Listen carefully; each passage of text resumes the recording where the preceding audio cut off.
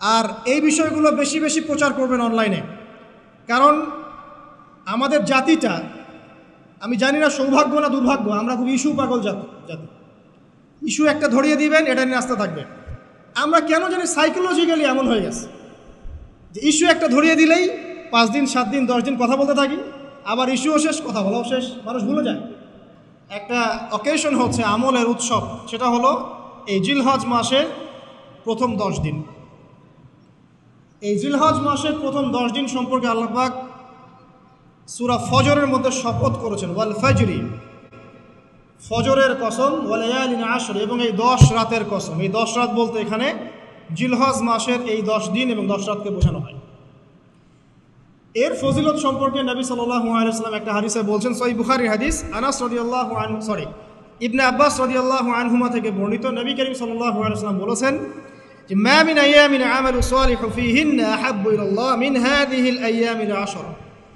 আল্লাহ পাকের কাছে এই 10 দিন অর্থাৎ জিলহজ মাসের প্রথম 10 দিনের নেক আমল যত বেশি প্রিয়, আল্লাহর কাছে জিলহজ মাসের প্রথম 10 দিনের নেক আমল যত বেশি প্রিয়, অন্য কোনো আমল এত বেশি প্রিয় না। অন্য কোনো আমল, এটা বুঝতে গিয়ে সাহাবায়ে কেরাম প্রশ্ন করছেন, ক্বালু, তারা বলছেন, ইয়া রাসূলুল্লাহ, হে আল্লাহর রাসূল, বলুন সাল্লাল্লাহু আলাইহি ওয়াসাল্লাম, ওয়ালাল জিহাদু ফি সাবিলিল্লাহ, আল্লাহর পথের জিহাদও কি নয়? আমরা তো জানি ইসলামের সর্বোচ্চ চূড়া হচ্ছে আল্লাহর পথের জিহাদ। তো নবী সাল্লাল্লাহু আলাইহি ওয়াসাল্লাম বলছেন, ওয়ালাল জিহাদু ফি সাবিলিল্লাহ, আল্লাহর পথের জিহাদও নয়, আল্লাহর পথের জিহাদও নয়, ইল্লা, তবে ওই ব্যক্তির কথা ভিন্ন, রাজুলুন খরাজা বিনাফসিহি ওয়া মালিহি ফালাম ইয়ারজি মিন যালিকা বিশাই, কোন একজন ব্যক্তি যে তার জান এবং তার মাল নিয়ে আল্লাহর পথে বেরিয়ে গেছে, তারপরে কোনো কিছু নিয়েই সে ফিরে আসতে পারে নাই, মানে সে শহীদ হয়ে গেছে, এই ব্যক্তির কথা ভিন্ন। কিন্তু অন্য যে কোনো দিনের আমলের চাইতে এই 10 দিনের নেক আমল আল্লাহর কাছে সবচেয়ে বেশি প্রিয়। তাহলে আমরা বুঝতে পারলাম, এই যে আল্লাহ পাক নিয়ামতের সাথে আমাদেরকে বাঁচিয়ে রেখেছেন, এই 10 দিন আমল করার সুযোগ দিয়েছেন, এই কৃতজ্ঞতা স্বীকার করে আমরা কিন্তু শেষ করতে পারবো না। পারবো না। প্রশ্ন হচ্ছে যে এই 10টা দিন আমরা কিভাবে কাজে লাগাতে পারি। আমি সেদিকেই যাবো ইনশাল্লাহ। তার আগে এই দিনগুলো সম্পর্কে আর কয়েকটা ফজিলতের হাদিস শুনিয়ে দিচ্ছি। তিরমিজি, ইবনে মাজাহ, মিশকাতের 128 পৃষ্ঠা একটা হাদিস এসেছে, আবু হুরায়রা রাদিয়াল্লাহু আনহু থেকে বর্ণিত, নবী করিম সাল্লাল্লাহু আলাইহি ওয়াসাল্লাম বলেছেন যে দিনসমূহের মধ্যে এমন কোনো দিন নাই, আল্লাহর দিনগুলোর মধ্যে এমন কোনো দিন নাই যেদিন ইবাদত করা আল্লাহর কাছে জিলহজের 10 দিনের ইবাদতের চেয়ে বেশি প্রিয়। কথা বুঝতে পারছেন? এরপরে নবী সাল্লাল্লাহু আলাইহি ওয়াসাল্লাম বলছেন, ইয়াদুলু সিয়ামু কুল্লি সিয়ামিন মিনহা বিসিয়ামি সানাতিন, এই 10 দিনের একটা সিয়াম বা একটা রোজা 1 বছর রোজা রাখার সমান। এই 10 দিনের একটা রোজা 1 বছর রোজা রাখার সমান। ওয়া কিয়ামু কুল্লি লাইলাতিন ফিহা বিকিয়ামি লাইলাতুল কদর, এবং এই 10 রাতের এক রাতের কিয়াম লাইলাতুল কদরের কিয়ামের সমান। আর আমরা জানি লাইলাতুল কদর সম্পর্কে আল্লাহ পাক কি বলেছেন, লাইলাতুল কদরি খায়রুম মিন আলফি শাহর, 1000 মাসের ইবাদত হচ্ছে উত্তম। তাহলে আমরা বুঝতে পারছি যে এই 10 দিন 10 রাত কি আমল করতে হবে, এই হাদিসটা বলে দিচ্ছে। সিয়াম এবং কিয়াম, 10টা সিয়াম না পড়েন, অ্যাটলিস্ট 3টা সিয়াম পারা যাবে ইনশাআল্লাহ। পারা যাবে না? একটা সোমবার পাবো সামনে আমরা, ওটা রাখা যাবে ইনশাআল্লাহ। একটা বৃহস্পতিবার পাবেন, সেটাও রাখা যাবে ইনশাআল্লাহ। আর আরাফার সিয়াম পাবেন ইনশাআল্লাহ। আরাফার সিয়াম রাখলে আগের 1 বছর পরের 1 বছর 2 বছরের গুনাহ মাফ হয়ে যাবে ইনশাআল্লাহু আযজা ওয়া জাল। আর কিয়াম সম্পর্কে আমি সামনে বলছি ইনশাআল্লাহ তাআলা। এরপরে বাইহাকির একটা বর্ণনা আছে যে জিলহজ মাসের প্রথম দশকের রাতে, জিলহজ মাসের প্রথম দশকের রাতের প্রত্যেকটা নেক আমলকে 10 দিয়ে গুণ করা হয়, 10 গুণ বৃদ্ধি করা হয়। সুবহানাল্লাহ। আরও আছে বাইহাকি এবং ইসবাহানির বিশুদ্ধ সনদে হযরত আনাস বিন মালিক রাদিয়াল্লাহু আনহু থেকে বর্ণিত আছে, জিলহজ মাসের প্রথম দশকের প্রতিদিন 1000 দিনের সমান, মানে প্রতিদিনের আমল 1000 দিন আমলের সমান, এবং আরাফার দিনের মর্যাদা 10,000 দিনের সমান। আরাফার দিন যে ব্যক্তি ইবাদত করবে ইনশাআল্লাহ তাআলা সে 10,000 দিন ইবাদতের নেকি পাবে ইনশাআল্লাহ আযজা ওয়া জাল। তো প্রথম কি করতে হবে সেটা এই হাদিস থেকে বোঝা যাচ্ছে। হাদিসটা কি?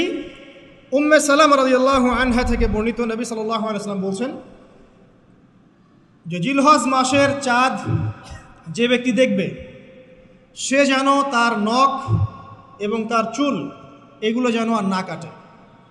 চাঁদ দেখে ফেলেছেন, কুরবানি করা পর্যন্ত এখন চুল আর নখ যেন সে না কাটে। যদি না কাটেন তাহলে কি হবে? আপনি একটা পূর্ণাঙ্গ কুরবানির নেকি পাবেন ইনশাআল্লাহ। আর একটা কুরবানির নেকি কি জানেন? কুরবানির পশুর গায়ে যতগুলো লোমকূপ আছে ততগুলো নেকি আপনার আমল নামায় যুক্ত হবে ইনশাআল্লাহু আযজা ওয়া জাল। এগুলো হাদিস। এখন আমরা প্র্যাকটিক্যাল কিছু কথায় আসি যে কিভাবে আমরা এই 10টা দিনকে কাজে লাগাতে পারি। আমি সবার আগে দোয়া করছি আল্লাহ পাক যেন আমাকে সবার আগে এর উপর আমল করার তৌফিক দান করেন, আমার পরিবারকে তৌফিক দান করেন এবং অতঃপর আপনাদের সবাইকে যেন আল্লাহ পাক এই তৌফিক দান করেন, আমিন। 1 নাম্বার,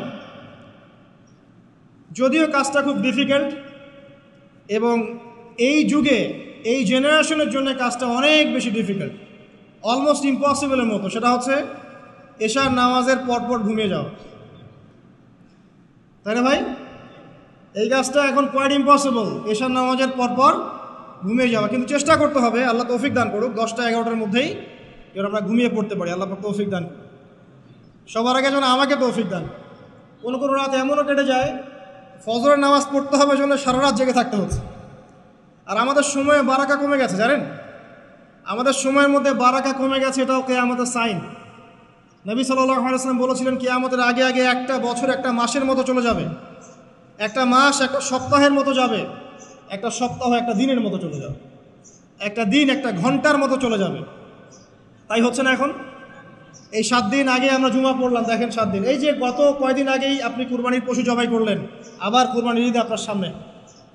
সময় খুব দ্রুত চলে যাচ্ছে, আমরা বুঝতে পারছি না। এর কারণ হচ্ছে, একটা কারণ আমি ফাইন্ড আউট করেছি, সেটা হচ্ছে আমরা এখন ফজরের সলাতটাকে জামায়াতে গুরুত্ব দিচ্ছি না এবং ফজরের নামাজের পর থেকে আমরা জেগে থাকছি না।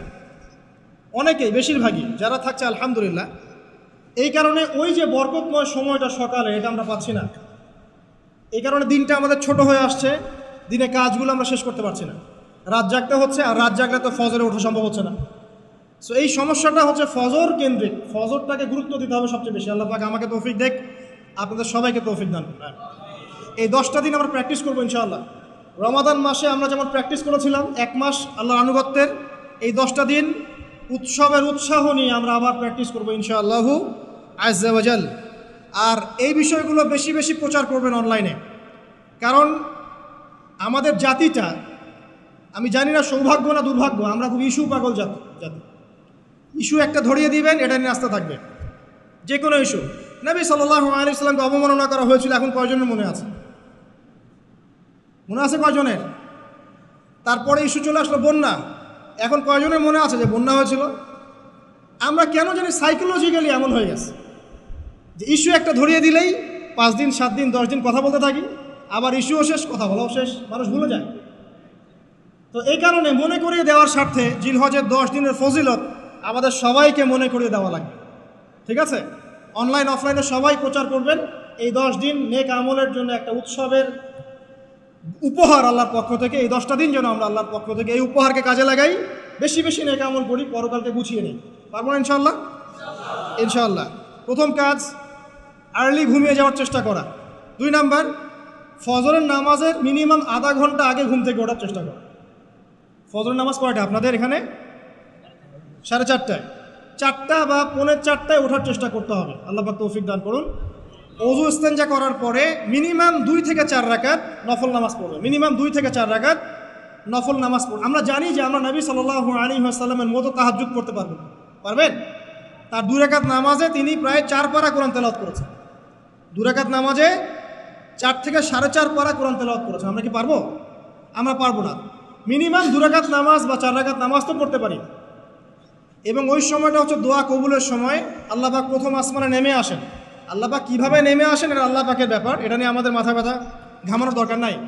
আল্লাহ নেমে এসে আহ্বান করতে থাকেন, কারো কি কোনো চাওয়া আছে আমার কাছে, আমি সেই চাওয়া পূরণ করে দিব। কেউ কি অসুস্থ আছো, আমাকে ডাকলে আমি শেফা দিয়ে দিব। কেউ কি আমার কাছে ক্ষমা চাইবে, আমি ক্ষমা করে দেব। কেউ কি আমাকে ডাকবে, আমি তার ডাকে সাড়া দেব। এভাবে ফজর পর্যন্ত আল্লাহ পাক আহ্বান করতে থাকেন, কিন্তু আমরা আসলে ঘুমিয়ে থাকি। আল্লাহ পাক আমাদেরকে মাফ করে দিন এবং এই নেক সময়গুলোকে কাজে লাগানোর তৌফিক আল্লাহ পাক দান করুন, আমিন। এরপরে আমরা চলে আসবো ইনশাআল্লাহ ফজর জামাতে, এবং নামাজের বাহ্যিক মাসআলাগুলোকে নিয়ে বেশি বাড়াবাড়ি করবেন না, অভ্যন্তরীণ বিষয় নিয়ে ফোকাস করবেন। বাহ্যিক মাসআলা নিয়ে আমরা যথেষ্ট বাড়াবাড়ি করেছি। অভ্যন্তরীণ যে বিষয়টা আছে, নামাজের আধ্যাত্মিকত্ব, নামাজের রুহানিয়াত, নামাজের মাআরিফাত, আল্লাহকে পাওয়া, নামাজের আত্মশুদ্ধি, ইহসান, এটা নিয়ে বেশি ফোকাস করে। আমরা তর্ক করি হাত বাঁধা নিয়ে, তাই না? হাত বাঁধা নিয়ে, রফুল ইয়াদাই নিয়ে, আমিন নিয়ে, এগুলো নিয়ে আমরা তর্ক করি। কয়জন তর্ক করেছি যে নামাজে কতটুকু মনোযোগ থাকলো তাই নিয়ে? কোনটা বেশি ইম্পর্টেন্ট? নামাজ যদি মনোযোগই না থাকে, আমার হাত বাঁধা দিয়ে আল্লাহ পাক যা আসে না। একটা বাহ্যিক আমল করেছি, আল্লাহ পাক নেকি দিবেন, ঠিক আছে ইনশাআল্লাহ। নামাজের ইহসানটা সবচেয়ে বেশি গুরুত্বপূর্ণ নয় কি? ফাওয়াইলুল লিল মুসাল্লিন আল্লাযীনা হুম আন সালাতিহিম সাহুন, যারা নামাজ সম্পর্কে উদাসীন। তো নামাজে দাঁড়িয়ে যদি আমি সারা দুনিয়ার বিষয় চিন্তা করতে শুরু করি, তাহলে আমার হাত কোথায় বাঁধলাম এটা কি আল্লাহ পাক দেখবেন? আল্লাহ পাক আমাদেরকে বোঝার তৌফিক দান করছে। মূল বিষয় কোনটা সেটা নিয়ে ফোকাস করি। আমরা মুসলিমরা জাতি হিসাবে এখন মূল বিষয়গুলোকে বাদ দিয়ে গৌণ বিষয় নিয়ে বেশি ফোকাস করি। এটা আমাদের অধঃপতনের অন্যতম একটা কারণ। আল্লাহ পাক আমাদেরকে বোঝার তৌফিক দান করুন, আমিন।